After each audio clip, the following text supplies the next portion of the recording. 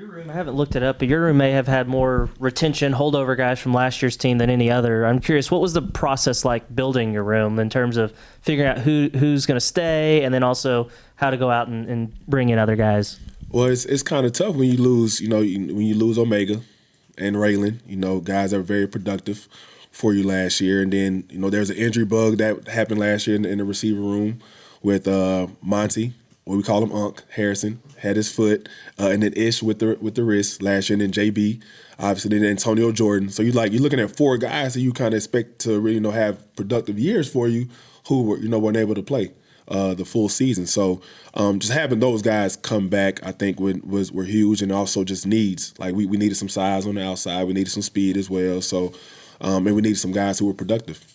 Chris obviously has a size for us. Donnie Papel was a guy that's very productive at New Mexico State.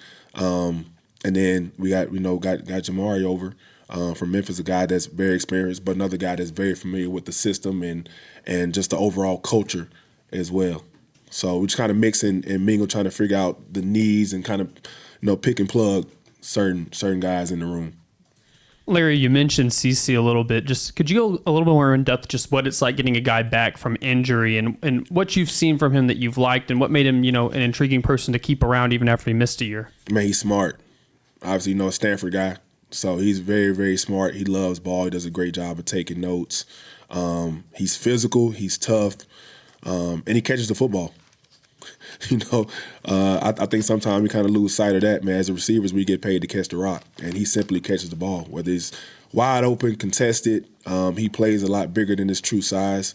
But it's just a joy to coach because he loves the game. He has a great personality. He is a vocal guy as well. Like he'll kind of rally the troops a little bit and kind of get guys going.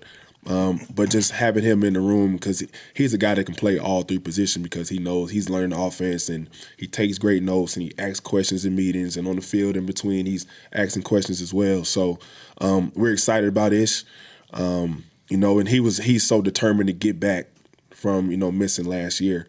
So this offseason was very personal for him to get back and regain that confidence and understand I'm ready to contribute, I'm ready to get healthy and and do this thing the right way. And for both of you, just what makes working for Coach Silverfield different from other staffs you've been on? What's different about him and how things are run? I would say the accountability, top to bottom. Without a doubt. Straight up. It don't matter what your role is, what your name is, how many years you've been with him. He's got a way that he wants to do things, and he's going to make sure that he holds each and every person accountable to doing it that way. Us included. Like kids play, does not matter, us included. And then just the schedule of it all. That dude's a detailed dude now. I mean, every moment of your day is, planned out, scripted out, the whole nine. You know exactly when to work. As a matter of fact, I'm up here. I just realized I'm up here sweating my fanny off because I was trying to work out because it's kind of our workout block per his schedule, before we came over here. But, it's awesome because each and every day when you wake up and you go to work, you know exactly what's expected of you, and that makes it easy to work for him, Yeah, Coach is very detailed, very smart, very organized, kind of piggyback off what Mitch was saying. But yeah, Coach he's so big on the little details. Matter of fact, this offseason, I think it was during Wednesdays, during the offseason, we working on getting a regular stance and start and simply working on the first step. Yeah. Just one single step. And the reason why we did that is because we want to eliminate the false steps. And that false step, can be the difference in a block punt or a block field goal or a sack, whatever the case may be. So he's that detailed and he focused on the small details and everything that we're doing, whether it's on the field or off the field. But the fact that we took a whole day and worked on just simply taking one step, that kind of lets you know how Coach is and how he's big on the small little details, because we know the small details add up to the big things. So but yeah, he's very, very, very, very organized. Our days are scripted out by the minute, and that's how it's been. So just this is my 4th year I think working for Coach. So I enjoy it. I enjoy it for sure. He keeps us in line.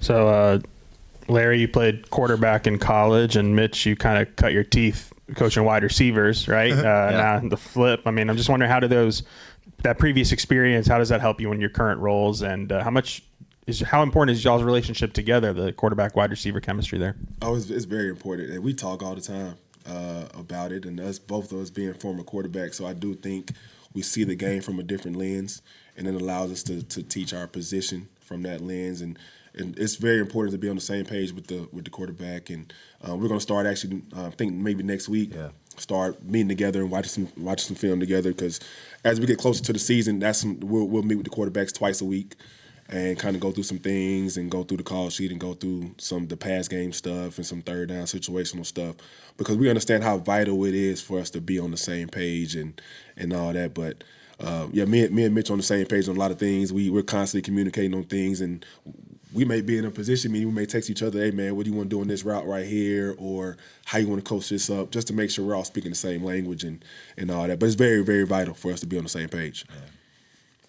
Mitch, I know KJ is, new system, new coaching staff. He's still only a redshirt sophomore, but are there any ways where just his experience here in the program has, stood out and maybe given him a leg up in the competition or anything like that? Sure. I mean, I think, he immediately comes in with some street cred, because he knows the guys. He knows a lot of the guys that have been on the team prior.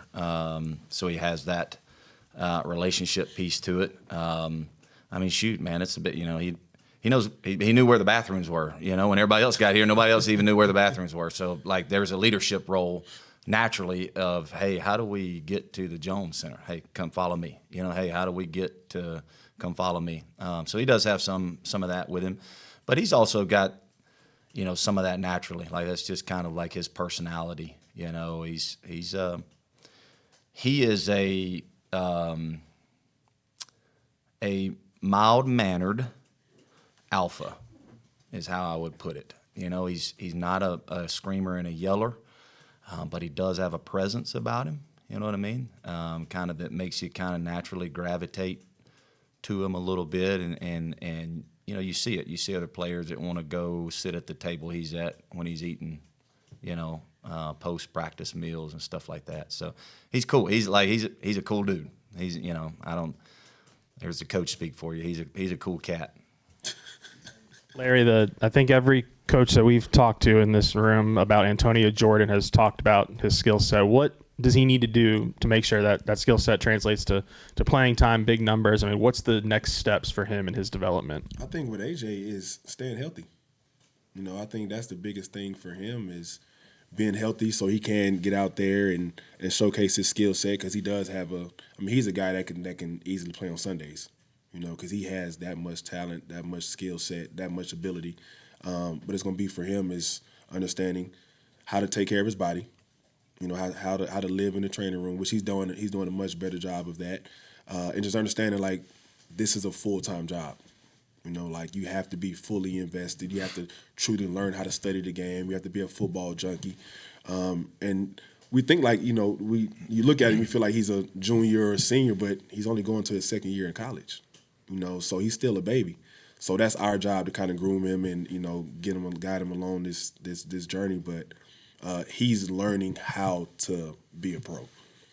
And once he starts understanding that and take that a little more serious, I think the sky's the limit for him, because he's special. He really is.